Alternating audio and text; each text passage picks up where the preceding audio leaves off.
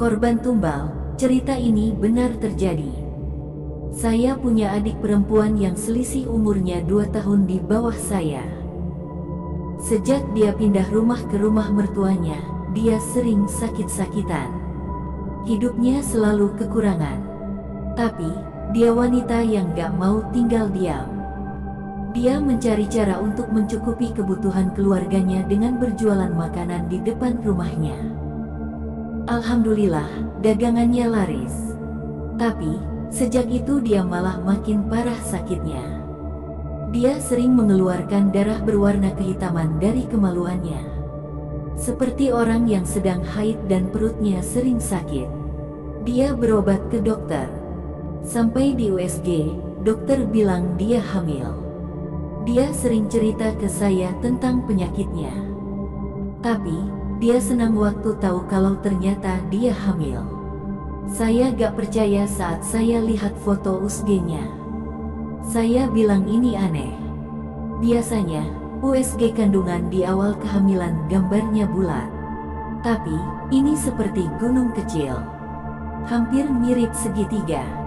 Saya anjurkan dia untuk beli tes pack. Dia tes, hasilnya negatif. Coba sekali lagi. Hasilnya sama. Negatif juga. Sejak itu, dia mulai pergi berobat ke orang pintar. Seorang kakek. Kakek itu bilang dia disantet.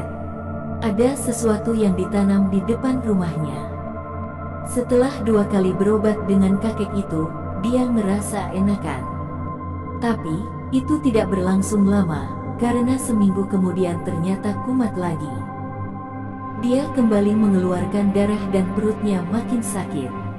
Dia pergi berobat ke tempat lain. Orang pintar juga. Jawabannya cukup mengerikan. Adik saya itu sedang hamil secara gaib. Janin yang di dalam perutnya adalah bayi ular.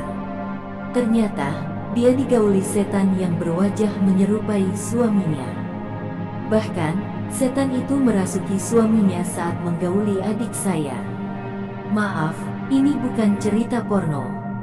Tapi, ini kenyataan. Setan itu berwujud ular.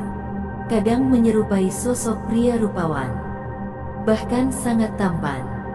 Dan ular itu dipelihara oleh seseorang yang melakukan pesugihan, dan adik saya adalah calon korbannya sebagai tumbal pesugihan. Usut punya usut, ternyata pelakunya adalah tetangga yang rumahnya dekat dengan rumah adik saya. Penduduk di sana banyak yang tahu cerita itu tapi semua bungkam. Tidak bisa berkata apa-apa. Karena takut diganggu. Sudah banyak korban di daerah sana.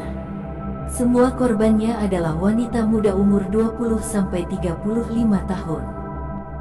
Penulis Ainun Marlina, sumber ceritamistis.com.